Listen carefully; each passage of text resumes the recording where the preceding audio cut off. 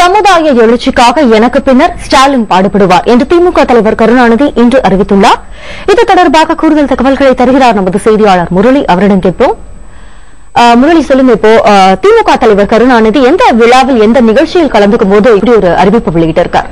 அதாவது சரியா, வேலூர் மேற்கு மாவட்டத்தின் செயலாளராக இருந்த சாமுவேல் செல்லப்பாண்டியன் என்பவர் சுமார் 800 பேருடன் இன்றைக்கு திமுகவில் இணைந்தார். சென்னை அண்ணா அறிவாலயத்தில் இருக்கும் கலைஞர் அரங்கத்தில் இந்த விழா நடைபெற்றது. இந்த விழாவில் பேசும்போதுதான் திமுக தலைவர் இப்படி ஒரு உருக்கமான பேச்சை வெளியிட்டிருக்கிறார். சரிங்க. சரி முரளி, இப்போ திமுக தலைவரோட இந்த கருத்தின் முக்கியத்துவம் என்ன? இந்த அறிவிப்பின் முக்கியத்துவம் எப்படி பார்க்கப்படுது?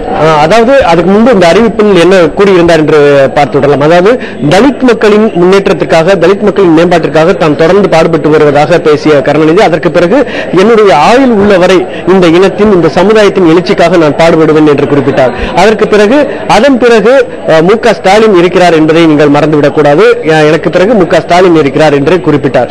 இந்த பேச்சோட முக்கியத்துவம் என்னன்னு பார்த்தோம்னா, திமுகவில் அடுத்த கட்ட தலைவராக யார் வருவார் என்ற கேள்வி கடந்த சில ஆண்டுகளாகவே மிக தீவிரமாக அரசியல் வெளியில் விவாதிக்கப்பட்டு வருகிறது. பல பத்திரிகைகள் இது குறித்து பல கட்டுரைகள், அடுத்த தலைவராக யார் வருவார் என்ற பிரச்சனை மிக தீவிரமாக விவாதிக்கப்பட்டு வருகிறது. சென்னைக்கு வெளியில் இருக்கும் மாவட்டங்களில், குறிப்பாக தென் மாவட்டங்களில் இந்த கேள்விக்கு வெவ்வேறு விதமான முக்கியத்துவம் இருக்கிறது. என்னவென்றால், தென் மாவட்டங்களில் மு.க. அழகிரியின் கை ஓங்கி இருக்கும் நிலையில் இந்த அடுத்த கட்ட தலைவராக யார் வருவது என்ற பிரச்சனை ஒரு முக்கியமான பிரச்சனையாகவே இருக்கிறது. மதுரைக்கு மு.க. ஸ்டாலின் வரும்போது அவரை வரவேற்க அழகிரியின் ஆதரவாளர்கள் செல்வதில்லை. பிறகு அழகிரியின் ஆதரவாளர்கள் இருக்கும் இடத்தில் மு.க. ஸ்டாலின் வரவேற்கப்படவில்லை என்பது போன்ற பிரச்சனைகள் எல்லாம் தொடர்ந்து வரும் நிலையில திமுக தலைவரோட இந்த பேச்சு, எனக்கு பிறகு ஸ்டாலின் இருக்கிறார் என்ற இந்த பேச்சு மிகுந்த முக்கியத்துவத்தை ஏற்படுத்தியிருக்கிறது. எனக்கு பிறகு திமுகவின் தலைவராக மு.க. ஸ்டாலின் தான் வருவார் என்று திமுக தலைவரே கோடி காட்டி இருப்பதாக இந்த பேச்சை நாம் எடுத்துக்கொள்ள வேண்டும். என்ன காரணம் என்று பார்த்தோம்னால், திமுக நாடாளுமன்ற தேர்தலுக்கு தற்போது தயாராகி வருகிறது. நாடாளுமன்ற தேர்தலுக்காக நாடாளுமன்ற செயல் வீரர்கள் கூட்டம் ஒவ்வொரு மாவட்டத்திலும் நடைபெற்று வருகிறது. இந்த செயல் வீரர்கள் கூட்டம் அனைத்தையுமே மு.க. ஸ்டாலின் தலைமையில் தான் நடத்துகிறார்கள். எல்லா கூட்டங்களிலுமே மு.க. ஸ்டாலின் மட்டுமே பேசி வருகிறார். மு.க. அழகிரி இந்த கூட்டங்கள் எதிலும் பங்கேற்கவில்லை. இந்த நிலையில திமுக தலைவரும் எனக்கு பிறகு ஸ்டாலின் இருக்கிறார், அதாவது சமுதாயத்தின் எழுச்சிக்காக பாடுபடுவதற்கு என்று இதனை சொல்லி இருந்தாலும் கூட திமுகவின் தலைவர் பதவிக்கு அவர் பாடுபடுவார் என்று குறிப்பிடும் வகையிலேயே இந்த பேச்சை திமுக தொண்டர்களும் திமுகவின் முக்கிய தலைவர்களும் எடுத்துக் கொள்கிறார்கள். சரண்யா, சரி முரளி, இப்போ இதன் மூலமா கழகத்தின் அடுத்த தலைவர் யார் அப்படின்னு வெகு நாட்களாக இருந்த கேள்விக்கு முற்றுப்புள்ளி வைக்கப்பட்டது அப்படின்னு நம்ம நினைக்கலாமா?